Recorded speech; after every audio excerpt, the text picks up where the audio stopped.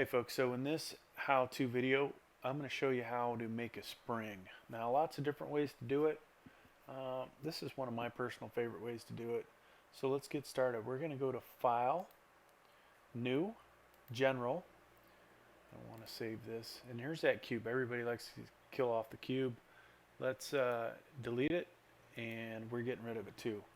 So now we want to go to Add, Mesh, and then select cylinder. All right.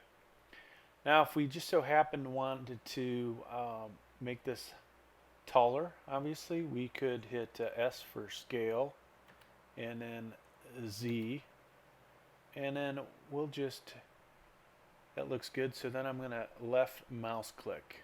Boom. There it is. All right. So now we want to go take this object and convert it. If I can find it, folks.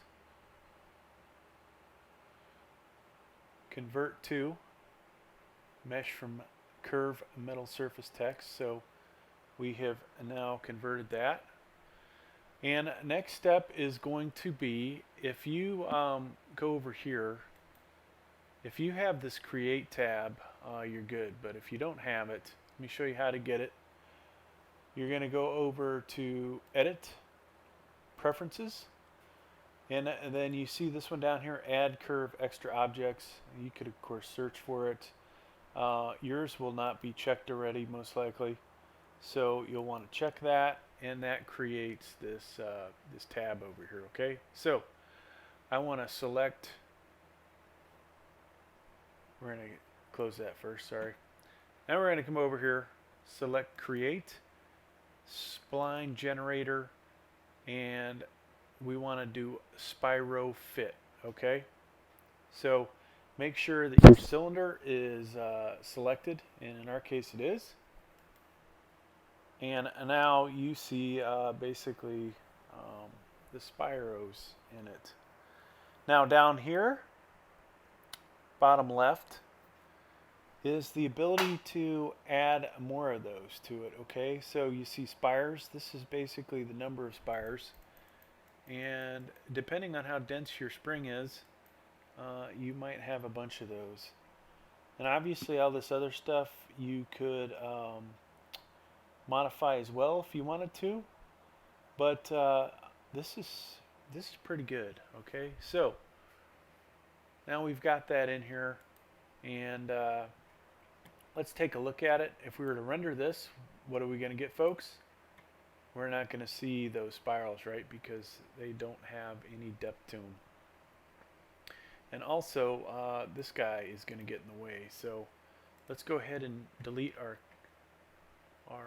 cylinder. We don't need that anymore. So I'm up over here, and I selected it, left mouse button, right mouse button to bring this up, and I am clicking delete. Okay, other ways to do that, but that's the way I choose to do it. Let's go ahead and highlight our spring. Okay, then we want to come over here, and we want object data properties, geometry, and here's depth. So depending on how big you want your spring to be, let's start with 0.5, folks. Okay, that's way too big, but you could see that you could do some cool things possibly with that. Try 0.2, still way too big. So it's probably going to be more like 0.02. And you can play around with that. I think I want a thicker spring. Alright, so may not be the best looking spring in the world, but it's my spring. Alright, so we've got that. Now if I go back to render, we can see an image, and it looks actually pretty darn cool, except for it doesn't have any color to it. Before we do that though, let's add bloom, screen space, reflections, and that. And of course there's other things in here we could do. I'm just going to change my my lights color, and I don't know if we need 1,000 watts, but I'm going to go with with blue this time. Okay, that's my favorite color. Let's go back to render and see how that looks.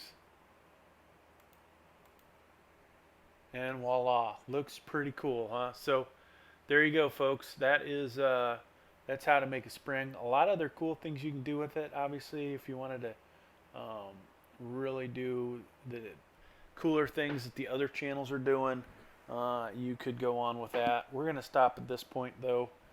Thanks for checking out the video. Please like, please subscribe. Thank you.